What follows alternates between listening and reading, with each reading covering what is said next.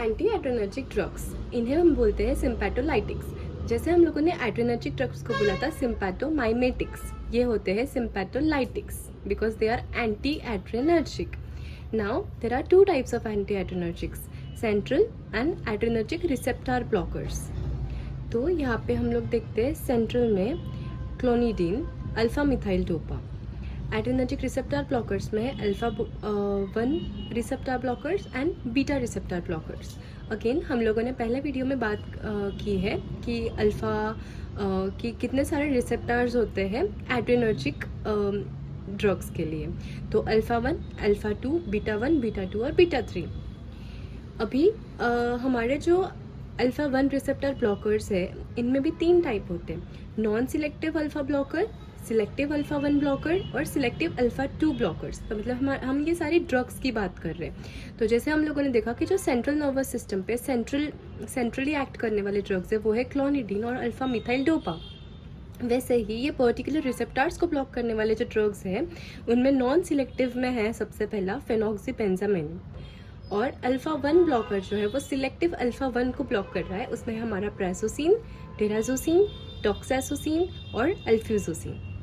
अभी इनके therapeutic uses में हमें सिर्फ एक बात बहुत अच्छे से याद रखनी है कि ये हाइपरटेंशन के केसेस में यूज़ होते हैं। हमने पहले केस में देखा था हाइपोटेंशन, जो एड्रेनर्जिक थे उनमें हमने देखा था कि हम एड्रेनर्जिक ड्रग्स कब देंगे, हम किसी को एड्रेनालिन या नॉन एड्रेनालिन कब देंगे, जब उसको बीपी कम हो जाएगा और हमें बढ़ाना है। ये कंडीशन में उल्टा है, यहाँ पे हाइपर टेंशन हुआ है। तो यहाँ पे हम लोग अल्फा ब्लॉकर्स जो है वो हाइपरटेंशन की कंडीशन में, और दूसरा है BHP। तो BHP is benign hyperplasia of prostate. तो प्रोस्टेट एनलार्जमेंट की जो केसेस होती है वो सारी केसेस में और हाइपरटेंशन में हम लोग ये देते हैं। नेक्स्ट है हमारे beta blockers. So beta blockers नाम से ही हमें समझ रहा है कि ये कार्डियो सिलेक्टिव है, ये हार्ट पर एक्ट करने वाले हैं।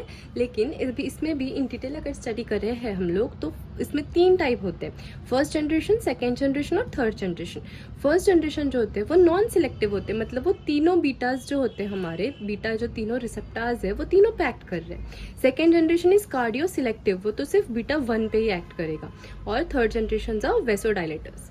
तो हम लोग ये जब बोल रहे हैं कि बीटा 1 इज कार्डियो सिलेक्टिव, इसका क्या मतलब हुआ? तो बीटा 1 जो रिसेप्टर्स होते हैं वो हार्ट पे सबसे ज़्यादा प्रेजेंट है, इसीलिए इनका एक्शन जब बीटा 1 पे होगा मतलब हार्ट पे होगा।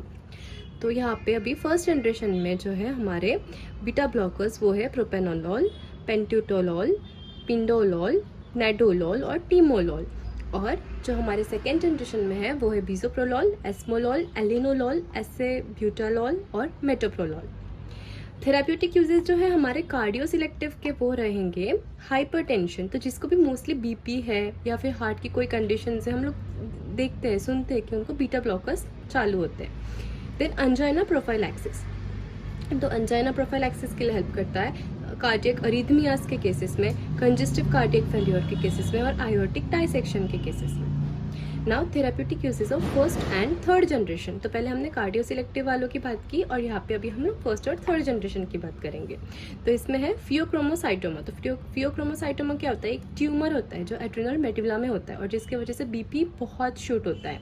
तो ये कंडीशन में हम लोग बीटा ब्लॉकर्स के बारे में सोचते हैं, right. Then prophylaxis of migraine. Now thyroid storm. तो थायराइड स्टॉर्म में क्या होता है कि बहुत ज़्यादा T3 होता है, तो ये जो ड्रग है हमारा वो T4 को T3 में कन्वर्ट करने से रोकता है, इसीलिए ये यूज़फुल है। इसेंशियल ट्रेमर्स के केसेस में, एक्यूट एंजाइटी स्टेट्स के केसेस में, portal hypertension and lastly glaucoma.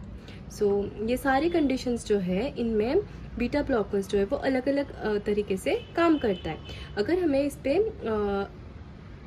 अगर आप लोगों को इस पे डिटेल में वीडियो चाहिए तो please comment and I will make sure that I make a separate video on all this topics.